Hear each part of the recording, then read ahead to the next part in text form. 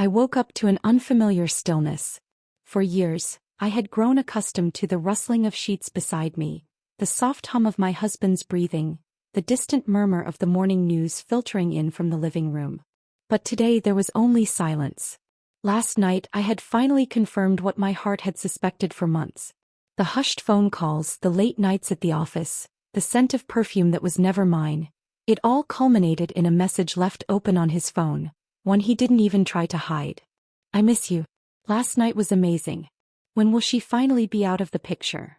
The words burned into my mind. And that was it. The breaking point. I hadn't confronted him. There was nothing to say. Instead, I lay awake, staring at the ceiling, waiting for dawn to break over the ruins of my marriage. Now, as I sat up in bed, the weight of my decision pressed against my chest. I had to leave.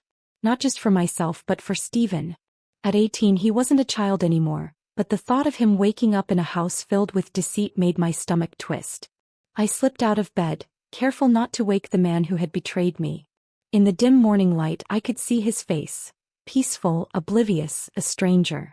My fingers curled into fists. I moved through the house with quiet efficiency, gathering essentials. I had no real plan, only an impulse, a desperate need to escape. There was nowhere else to go, no family or friends I could impose on. But we had the dacha. A small wooden house on the outskirts of the city, nestled near the forest. It had been years since we last visited, but it was ours. Safe. Untouched by this disaster. Stephen was still asleep when I entered his room. His dark hair was tousled, his expression peaceful in a way that reminded me of when he was a little boy, curling into me during thunderstorms. "Mom." His voice was thick with sleep as I shook him gently. "We're leaving," I whispered. He blinked at me, groggy confusion etched across his features. "What?" I sat beside him, smoothing his hair the way I used to. "Your father." My voice caught in my throat. "I can't stay here anymore. I need to go." Stephen sat up abruptly, eyes suddenly alert. "Did he do something?" His voice hardened. He had always been protective of me, ever since he was old enough to understand the tension that simmered beneath our roof. I swallowed. He was unfaithful. For a moment Stephen didn't move. Then slowly he exhaled, running a hand through his hair. "Where are we going?" "The dacha. Just for now. We need to pack quickly." He didn't hesitate. Within minutes he was out of bed, throwing clothes into a bag. He didn't ask if I was sure. He didn't try to convince me to stay. He simply followed. By the time the sun fully rose we were packed and ready. My husband was still asleep, unaware that his carefully constructed life was crumbling beneath him. I left no note. No goodbye. I owed him nothing. Stephen and I loaded our bags into the car. As I slid into the driver's seat I let out a slow, shaky breath. He reached over, squeezing my hand. "We'll be okay, Mom." I nodded, gripping the wheel until my knuckles turned white. And with that we drove away, leaving behind a house that no longer felt like home. The drive was quiet, except for the rhythmic hum of the tires on the pavement. Trees blurred past in streaks of green and brown, the city gradually fading into countryside. Stephen stared out the window, his jaw tight. He hadn't said much since we left, but I could see the tension radiating from him. "You don't have to be strong for me," I said finally, keeping my eyes on the road. He sighed, running a hand over his face. "I just don't get it. How could he do this to you?" I didn't have an answer. "You've always been there for him. Always made sure everything was perfect. And this is what he does." His voice rose slightly, thick with frustration. "He didn't deserve you." I forced a smile, but it felt brittle. "Maybe not. But none of that matters now." Silence settled between us again. It wasn't uncomfortable. Just heavy. The roads turned narrower as we neared the dacha. The familiar scent of pine filled the air, a crisp, earthy reminder of childhood summers spent running through the woods, building forts, chasing fireflies. The house appeared through the trees, small but sturdy, its wooden walls untouched by time. As I stepped out of the car I inhaled deeply, letting the fresh air fill my lungs. For the first time since last night I felt like I could breathe. Stephen grabbed his bag, glancing around. "It's been a while." "Yeah." I smiled faintly. "But it's still home, isn't it?" He nodded. "Yeah. It is." We stepped inside, the air thick with dust and memories.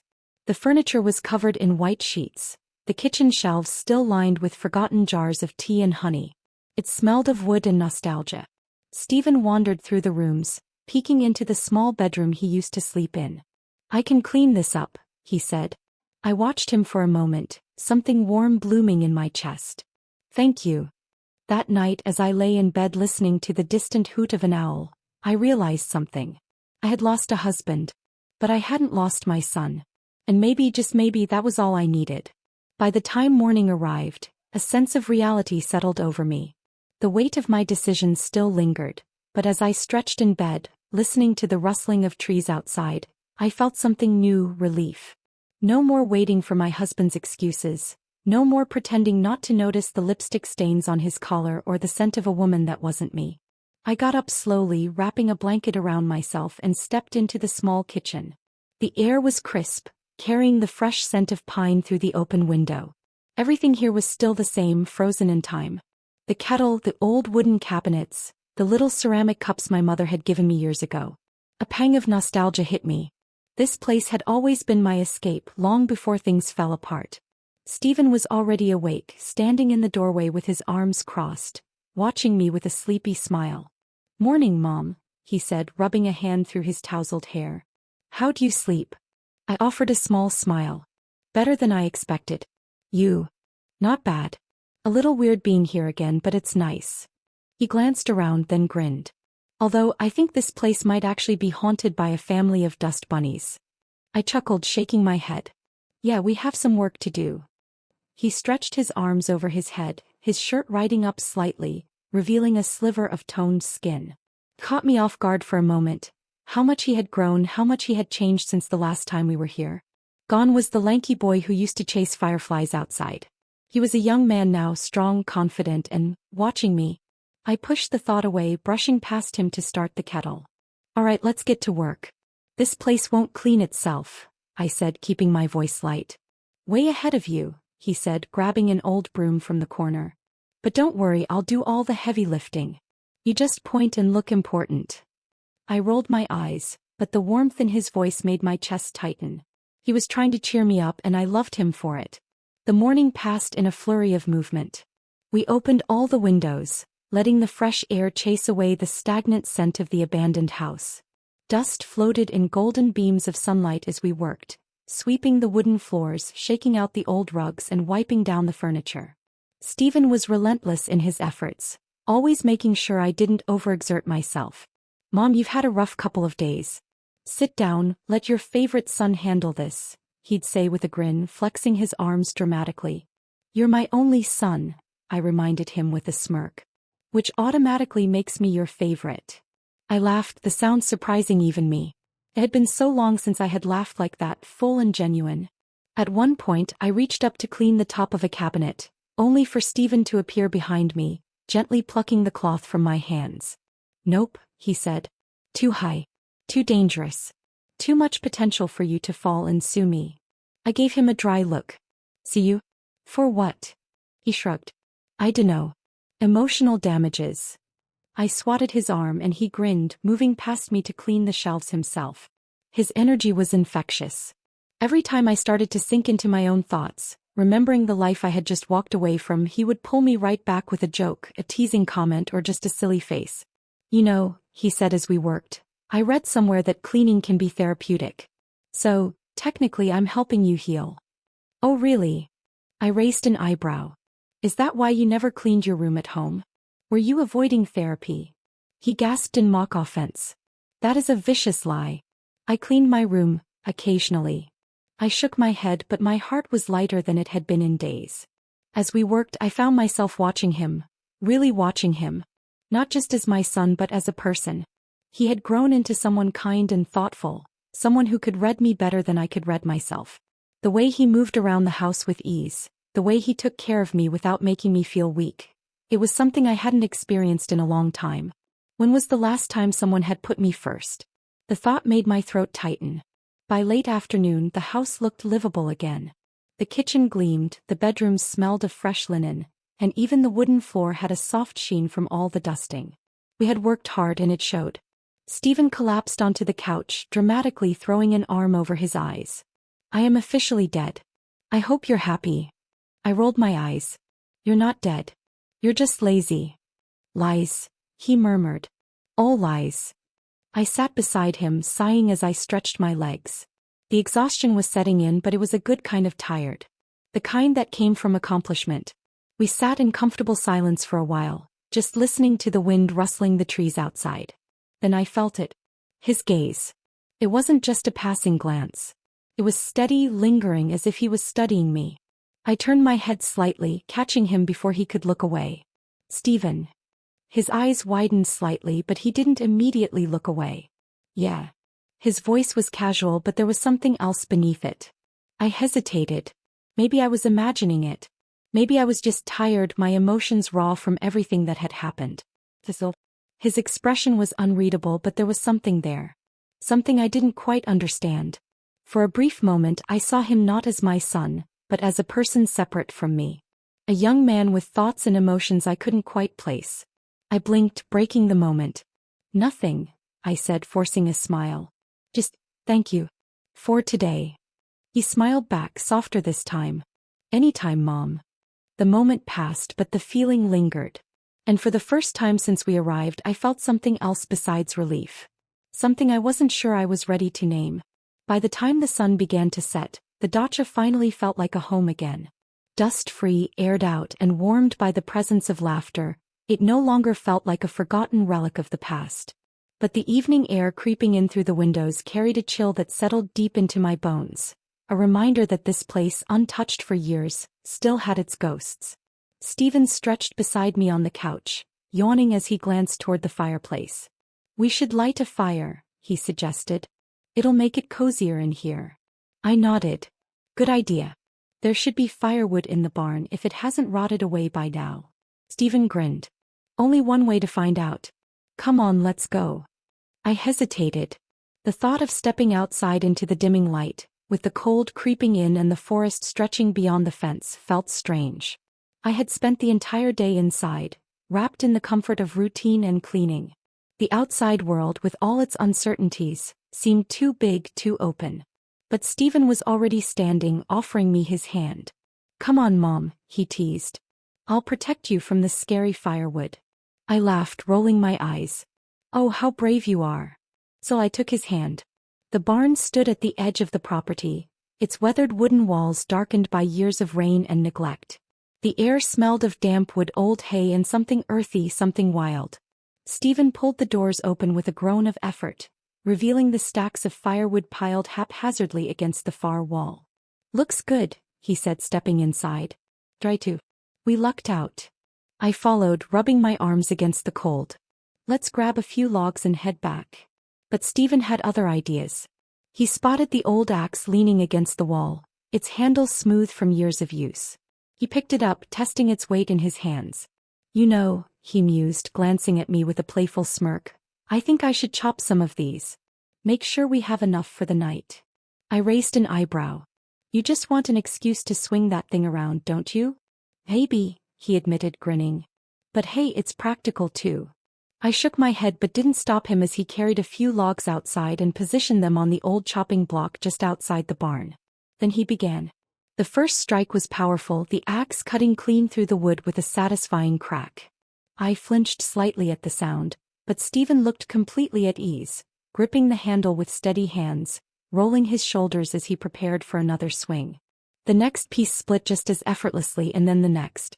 I found myself watching. Not in the casual way a mother watches her son, but in a way I wasn't used to. His movements were precise, controlled. His muscles tensed beneath his shirt, his jaw set in quiet focus. There was something mesmerizing about the rhythm of it, the rise and fall of the axe, the way his body moved with each swing. You've done this before, I noted, crossing my arms to keep warm. He grinned, pausing to wipe sweat from his brow. Yeah, at a friend's cabin last winter. Guess I'm a natural. I smirked. A natural show-off, maybe. He laughed, shaking his head. You're just jealous of my skills. Oh, absolutely, I said dryly, but my voice was softer than I intended. He continued chopping, and I found myself stealing glances again. His hair was slightly damp from sweat, his skin flushed from exertion. The cold wind did nothing to dull the warmth radiating from him, and suddenly I felt warmer too. And then he caught me watching. For a split second, his gaze locked onto mine as he straightened, the axe resting at his side. His eyes, usually filled with mischief and teasing remarks, softened into something quieter, more unreadable. I looked away first. Clearing my throat, I forced a casual tone. All right. That's enough showing off. We have enough wood to last us all night. He chuckled, setting the axe aside. Fine. But admit it, I did a good job. I sighed dramatically. All right. You did well, Stephen. You're very strong. The words felt heavier than I intended, and for some reason my chest tightened as I said them. His smile changed, subtly but enough for me to notice. Thanks, Mom. And you? He glanced at me, tilting his head as if considering something. I frowned. Me what? You look nice, he said simply, his voice steady. I blinked. Nice. He nodded. Yeah. I mean, I know today's been exhausting, but you look happy. It suits you. I wasn't sure what to say to that. For so long I had been a wife, a mother, a woman defined by my responsibilities. Compliments had always come in predictable forms. You look tired, or you work too hard. But now, standing here in the fading light, wind brushing my hair, Stephen looking at me like that, I felt different. Thank you, I said, my voice quieter than I meant. He nodded, smiling again. But there was something else in his expression, something I couldn't quite place. I turned away, picking up an armful of firewood. Come on, let's head back inside before we freeze. Stephen followed, carrying twice as much as I was, because of course he did. As we walked back toward the house, the sky deepened into shades of blue and purple, the first stars winking into existence above us. And for the first time since we arrived, I felt something unfamiliar settle in my chest. Not just relief, not just exhaustion, but something warm. Something I wasn't ready to name. The warmth of the house had settled into something almost comforting by the time we stepped inside. The scent of fresh air clung to my sweater, mixing with the lingering traces of dust from our cleaning earlier. Stephen carried the firewood with ease, stacking the logs neatly beside the old stone fireplace before kneeling down to start the fire.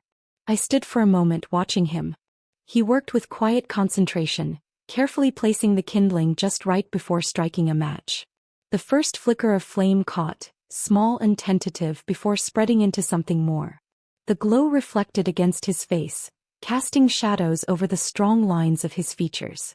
The moment felt strangely intimate, as if we were the only two people left in the world. Shaking myself from my thoughts, I moved toward the kitchen. I'll make dinner, I said, more to break the silence than anything. Stephen glanced up at me, the firelight dancing in his eyes. You sure? You've been working all day. I can handle it. I smiled softly. I want to. It'll help me relax. He nodded, turning his attention back to the fire. I could still feel his presence, though, even as I busied myself with the familiar routine of cooking. The small kitchen, once abandoned and cold, now felt alive with warmth. The rhythmic sounds of chopping vegetables, the sizzle of meat hitting the pan, it was all comforting in a way I hadn't expected. I stole a glance toward the living room. Stephen had settled back on his heels, watching the flames curl around the logs, his expression thoughtful.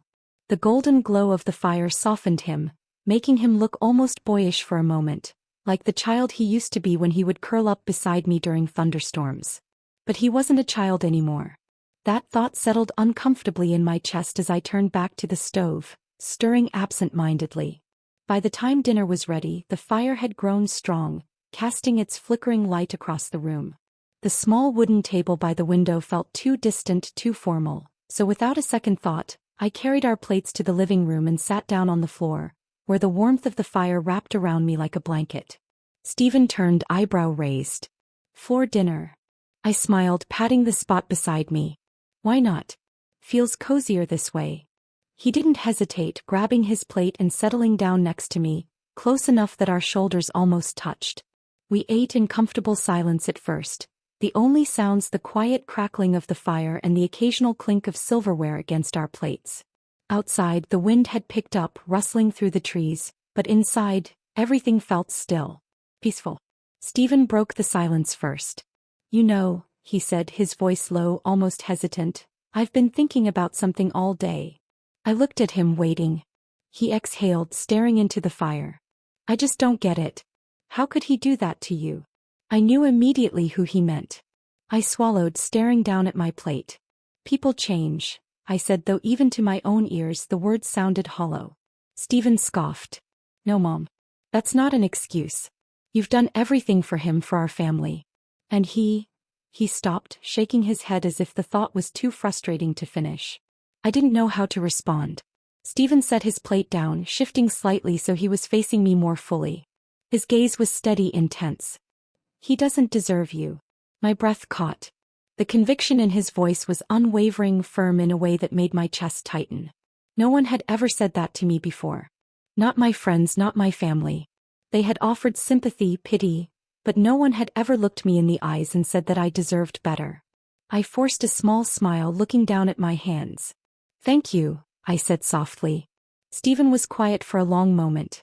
Then, without warning, he reached out, wrapping his arms around me in a hug. It wasn't quick or fleeting. It was strong, firm, the kind of hug that told me without words that I wasn't alone. That no matter what had happened, I still had someone.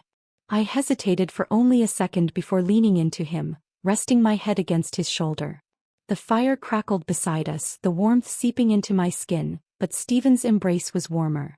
We stayed like that for a long time, the storm outside forgotten, the past left behind, at least for tonight.